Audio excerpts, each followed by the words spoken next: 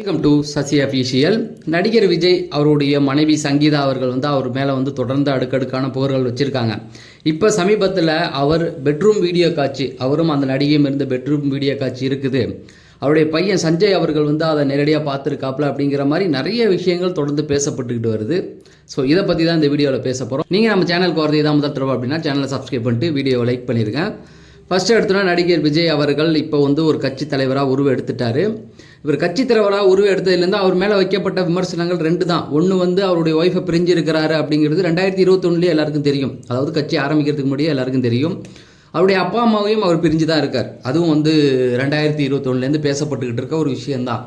அவங்க அப்பா தனியாக ஒரு கட்சி ரிஜிஸ்டர் பண்ண போகிறப்ப தான் இவங்க ரெண்டு பேருக்கும் சரியில்லை, இனிமேல் எங்கள் அப்பா கூட கான்டாக்டில் இருக்கக்கூடாதுன்னு அறிவித்தார். இப்போ எலெக்ஷனுக்காக ஒன்று சேர்ந்துருக்க மாதிரி காமிக்கிறாங்க, அவ்வளோதான். விஜய் அவர்கள் அவங்க அப்பா ஏன் சேர்த்துருக்காரு அப்படின்னா, அரசியல் கட்சி தொடங்கிட்டோம், இந்த நேரத்தில் அப்பா அம்மா தனிச்சு இருந்தால் நல்லா இருக்காது. ஏன்னா அவங்களுடைய 60ஆம் கல்யாணம் நடந்ததை வீடியோவாகவே எல்லாருமே பார்த்தாங்க. யாருமே இல்லாமல் அவங்க ரெண்டு பேருமே கோயிலில் நின்று கல்யாணம் பண்ணிக்கிட்டு இருந்திருப்பாங்க. நிறைய பேர் பார்த்துருப்பீங்க. அது அந்த நேரத்தில் விமர்சனம் உள்ளவாக்கப்பட்டுச்சு. ஆனால் விஜய் அவர்கள் அதை கண்டுக்கலை. ஆனால் இது எப்போ வந்தது அப்படின்னு பார்த்தீங்கன்னா, அரசியல் தொடங்கினதுக்கப்புறம் அவங்கள வர வச்சு அவங்க கூட ஒரு ஃபோட்டோ எடுத்துக்கிறாரு. அது அரசியலுக்காக செய்யப்படுறது அப்படிங்கிற மாதிரி சொல்லப்பட்டது. விஜய் அவர்கள் அவர் மனைவியை பிரிஞ்சிட்டாரு அப்படிங்கிறது இன்றைக்கா நம்ம பேசுகிறோம், எப்போலேருந்து எல்லாருக்குமே தெரியும். அதே போல் ஒரு நடிகையோட தொடர்பு இருக்குது. அதுவும் 2021 எல்லாருக்கும் தெரிஞ்ச ஒரு விஷயந்தான். ஏன்னா போன மாதம் கூட ஒரு பாஜக தலைவர் ஒரு நடிகை பேரை சொல்லி கூட சொன்னார். அப்போ போட்டு அவரை எல்லாம் வெளுத்து வாங்கினாங்க. எப்படா நீ இப்படி பேசலாம், பொது நாகரிகம் வேணாமா, ஒரு தலைவர் எப்படியா விமர்சனம் பண்ணுவது, திமுக சார்ந்த கனிமொழி ஒரு ஆணை அவமானப்படுத்தினா ஒரு பெண்ணை தான் நீங்கள் எடுப்பீங்களான்ற வரைக்கும் அவருக்கு ஆதரவாக கொடுத்தாங்க. அடுத்த ஒரு வாரத்தில் அவங்க மனைவியே அவர் மேலே இப்படி ஒரு குற்றச்சாட்டை வைப்பாங்க அப்படின்னு அவரும் எதிர்பார்க்கல, யாருமே எதிர்பார்க்கல. சரி, எல்லாருக்கும் தெரிஞ்ச ஒரு விஷயத்த அவங்க மனைவி சொல்லும் பொழுது ஏன் பிரச்சனை, மனைவிக்கு அவ்வளோ ஒரு பவர்ஃபுல் இருக்குது. ஏன்னா அவங்க சொல்கிறது தான் இங்கே எடுப்படும், அதுதான் ஃபைனல். மற்றவங்க பேச்செல்லாம் எடுப்படாது. அது சட்டமாக இருக்கட்டும், சமுதாயமாக இருக்கட்டும், எப்படி பார்த்தாலும் விஜய் அவர்களுக்கு இது ஒரு ஏதோ ஒரு விதத்தில் இழப்பீடு தான். இன்னைக்கு அதை விமர்சனம் எப்படி ஏற்றுக்கொள்வது, எப்படி பதிலடி கொடுப்பதுன்னு தாவேக்காவை சார்ந்த தொண்டர்களுக்கே தெரியல, விதி பிளிங்கி நிற்கிறாங்க. ஏன்னு கேட்டிங்கன்னா, சொல்லியிருக்கிறது அவருடைய மனைவி தான் சொல்லியிருக்காங்க. நம்ம அவங்களை திட்டவும் கூடாது, எப்படி விஜய் சார் எப்படி எடுத்துக்குவார், என்ன பண்ணுறதுன்னு தெரியாமல் எல்லாம் அமைதியாகவே இருக்காங்க. அவங்க இப்போ கையில் எடுத்துக்கிட்டது இப்போ ஏன் கடைசி நேரத்தில் அவங்க சொல்கிறாங்க அப்படிங்கிற ஒரு கேள்வியை தான் அவங்க கேட்குறாங்க. அதுக்கு சங்கீதா தரப்புலேருந்து நிறைய விஷயங்கள் சொல்லப்பட்டது. 2021 எனக்கு இந்த விஷயம் தெரிஞ்சது, இதை நான் கேட்கும்பொழுது இதை நிறுத்திக்கிறேன் அப்படின்னு தான் அவர் சொன்னார். அதாவது இந்த நடிகையோட இருக்கிற தொடர்பை நான் நிறுத்திக்கிறேன்னு சொன்னார். அதுக்கப்புறமேட்டுக்கு தொடர்ந்து அந்த நடிகை கூட தான் இருந்தார். ஃபாரின்லாம் போனாங்க. நான் திரும்ப சொல்லாமல் அவர் திரும்ப செஞ்சார். அதுக்கப்புறம் நான் பிரிஞ்சு போனேன். விஜய் அவர்கள் கட்சி தொடங்குறதுக்கு முன்னாடி அவர் தன்னுடைய மனைவியை பிரிவதாக தான் இருந்திருக்காரு. வெளிப்படையாக அறிக்கையை கொடுத்துடலான்னு முடிவு எடுத்துட்டார். அதாவது தெளிவாக ஒரு முடிவு எடுத்துட்டார். ஏன்னா இது ஏதோ ஒரு இடத்துல பிரச்சனை ஆகும்னு அவருக்கு நல்லாவே தெரிஞ்சிருக்கு. அதுதான் சமீபத்தில் ஒரு அரசியல் மீட்டிங்கில் கூட பேசியிருப்பார். நான் அரசியலுக்கு வந்துட்டேன், என் மேலே எல்லா சேர்த்தையும் இறப்பாங்க அப்படிங்கிறது அவரும் சொல்கிறாரு. அப்போனா அவருக்கு முன்னாடியே தெரிஞ்சிருக்கு இந்த மாதிரிலாம் நடக்கும்னு. அதனால தான் கட்சி தொடங்குறதுக்கு முன்னாடியே தன்னுடைய மனைவியே பிரியறதா அவர் ஒரு முடிவை எடுத்துட்டாரு. அதுக்கான செய்தி அறிவிக்கிறதா இருக்கும் பொழுது அவங்க அப்பா என்ன பண்ணிட்டாரு, எஸ்ஏசி நீ கட்சி தொடங்கும் போது இந்த மாதிரியான விஷயங்கள் பண்ணினா இருக்கிறதும் போயிடும். ஏன்னா இங்கே குடும்பத்தோடு இருக்கிறவங்களுக்கு தான் ஒரு மரியாதை. இப்படி இந்த மாதிரி பிரிஞ்சு இந்த நேரத்தில் உன்னுடைய மனைவி உன்னை பற்றி ஏதாவது சொல்லி அது வேறு விதமான இதை கிடச்சிரும், நீ கட்சி தொடங்குறதுக்கு அர்த்தம் இல்லாமல் போயிடும், அதனால் பார்த்துக்கோ, அதுவும் திமுக ஏத்தாப்பில் இருக்குது அப்படிங்கிறத சொல்லி வான் பண்ணியிருக்காரு. அந்த நேரத்தில் அவர் பேசலை. அவருடைய மனைவி அவங்க விஜய் சாருடைய அம்மா வழியாக பேசி இந்த முடிவை நிறுத்த வச்சுருக்காரு. அதுதான் இப்போ மைனஸாக பார்க்கப்படுது. ஏன்னா விஜய் சார் முன்னாடியே இதை முந்திருந்தாருன்னா இந்த பிரச்சனை அவருக்கு இல்லை. இப்போ அவங்க மனைவி சொன்னதுக்கு அப்புறமேட்டுக்கு அவங்க கையில் ஆதாரம் இருக்குது அப்படிங்கிற மாதிரி சொல்கிறாங்க. அதாவது அந்த நடிகை கூட இருந்ததுக்கான ஆதாரங்கள் இருக்கிறது அவங்க கிட்ட இருக்குது, அதனால தான் ஸ்ட்ராங்காக அப்படி பேசுகிறாங்க அப்படிங்கிறதும், அந்த நடிகை பேரை நான் சொல்லிடுவேன்னு சொல்கிறாங்கல்ல. எனக்கு விஜய் சார்லேருந்து ஏதாவது அழுத்தம் கொடுத்தாருன்னா நான் அந்த நடிகை பேரை சொல்லிடுவேன் அப்படிங்கிறதுக்கு எப்படி சொல்கிறாங்க அப்படின்னு பார்த்தீங்கன்னா, அவங்கள்ட்ட ஆதாரம் இருக்கிறனால தான் ஸ்ட்ராங்காக சொல்கிறாங்க. ஏன்னா இப்போ சம்மந்தமே இல்லாமல் அந்த நடிகை பேரை இழுத்தோம்னா அந்த நடிகை ஒரு கேஸ் போடலாம். எனக்கு அவருக்கு சம்மந்தம் இல்லைங்க, நான் ஒரு நடிகை, இந்த இடத்துக்கு அங்கே போனோம், ஷூட்டிங்காக போனோம், அதனால் இப்படி பண்ணிட்டாங்கன்னு சொல்லிடலாம். மேலே தப்பாக அவங்க ஒரு அலிகேஷன் வச்சுருக்காங்கன்னு சொல்லலாம். அப்படி அது அவங்களுக்கும் தெரியும் இல்லையா. அதனால் அவங்க இருந்த ஆதாரம் இருப்பதனால தான் சங்கீதா அவர்கள் அவங்க பேரை வெளியிட்டுருவேன் இருக்காங்க. ஸோ அப்போனால ஆதாரம் பயங்கரமாக இருக்குது. அது இல்லாமல் அவருடைய பையன் லீவுக்கு வந்திருக்கும் போது அப்போ அந்த பங்களாவில் அந்த நடிகையை கூட சேர்த்து பார்த்துருக்காரு. அதனால தான் விஜய் சார் கூட பேச்சுவார்த்தையே இல்லை. விஜய் சார் அதாவது சஞ்சய் இண்டஸ்ட்ரிக்குள்ளே வந்திருக்காரு, ஒரு படம் எடுத்துக்கிட்டு இருக்காரு. ஆனால் விஜய் சார் போய் பார்க்கவே இல்லை, பேசவும் இல்லை. அப்படி இருக்கும் பொழுது விஜய் சாரை அவர் வந்து ரொம்ப வெறுத்துட்டாரு, தன்னுடைய அப்பா இப்படி பண்ணிட்டாரு அப்படிங்கிற மாதிரி நிறைய செய்திகளும் பேசப்பட்டுக்கிட்டு தான் வருது.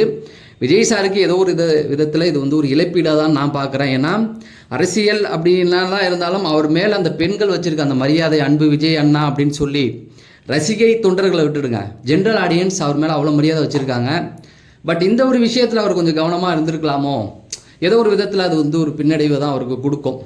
ஏன்னா நாளைக்கு வந்து திமுக எந்த மாதிரியான ஒரு அணுகுமுறையை வேணாலும் எடுக்கும். இப்போ எல்லாமே சொல்கிறாங்க திமுக வந்து பின்னணியில் இருக்கா அப்படிங்கிற ஒரு சந்தேகமும் எல்லாருமே எழுப்புறாங்க. ஏன்னா இந்த மாதிரி மனு போட்டதுக்கப்புறம் ஃபஸ்ட்டு என்ன ஆகும் அப்படின்னு பார்த்தீங்கன்னா, மனுவை வந்து எழுதி கொடுக்கணும் வக்கீல் வழியாக. அது கோர்ட்டுக்கு கீழே ஒரு சில ஸ்டெப் இருக்குது, அதை படித்து பார்ப்பாங்க. இதில் எந்த உண்மைத்தன்மை இருக்குது, கோர்ட்டுடைய ப்ரொசீஜருக்கு ஏற்ற மாதிரி இருந்தால் மட்டும்தான் அந்த வழக்கை எடுத்துக்கிறேன்னு சொல்லிவிட்டு அதுக்கு ஒரு நம்பர் போடுவாங்க, ரிஜிஸ்டர் நம்பர். அந்த நம்பர் போட்டதுக்கப்புறம் தான் அது என்ன ஆகும் அப்படின்னா கோர்ட்டு எடுத்துக்கிச்சின்னு அர்த்தம். எடுத்ததுக்கப்புறம் அந்த சம்மந்தப்பட்டவருக்கு அந்த மனு போகும். அந்த ப்ராசஸ் தான் இப்போ நடந்துக்கிட்டு இருக்குது.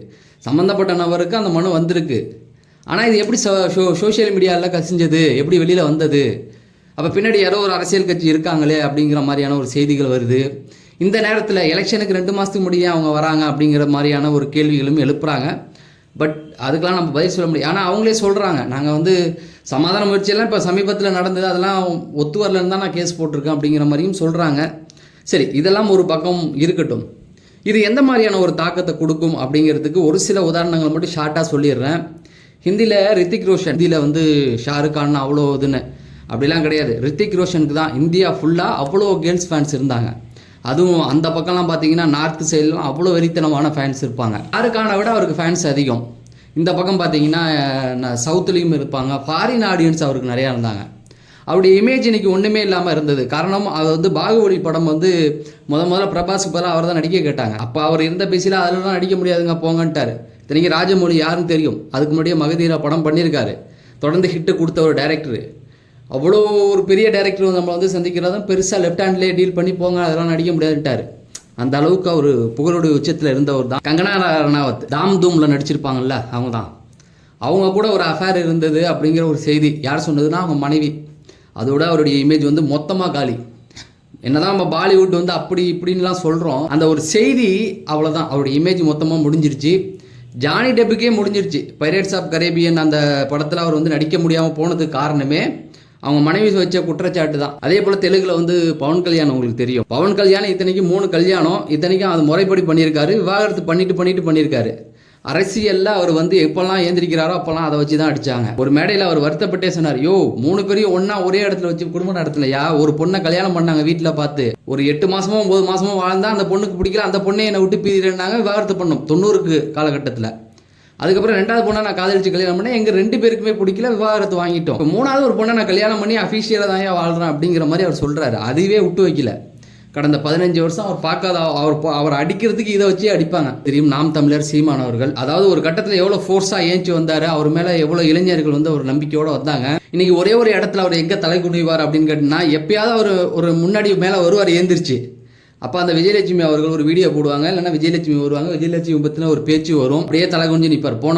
சமீபத்தில் ஒரு வீடியோவில் பேசியிருப்பார், நான் வாழ்க்கையில் பண்ண ஒரே தப்பு எத்தனை வாட்டிங்க நான் சொல்லி அடிப்பீங்க அப்படிங்கிற மாதிரி மன நொந்து பேசியிருப்பார் அவர். அது வீடியோ வந்து யூடியூப்ல இருக்கு. பெண்கள் விஷயத்தில் மாட்டினா அவ்வளோதான், நம்மளுடைய இமேஜை மொத்தமாக முடிச்சு விட்ருவாங்க அப்படிங்கிறது தான். ஆனால் அடுத்த ஹியரிங்கில் இன்னும் நிறைய விஷயங்கள் வரும். அந்த நடிகையை கூட்டி என்கொயரிலாம் பண்ணுவாங்க, பண்ணாமல் சும்மாலாம் இருக்க. ஹியரிங் போயிடுச்சுன்னா சந்தேகம் இருக்கும்போது அந்த நடிகையை கூப்பிட்டு அவங்க கிட்டலாம் கேள்வியெல்லாம் கண்டிப்பாக கேட்பாங்க. ஆதாரம் இருக்குது அப்படின்ட்டு இருக்காங்க அவங்களுடைய மனைவி, அவங்க ஒன்றா இருந்ததுக்கான. அப்போ அதுக்கு அதை பதில் சொல்லி தான் ஆகணும்.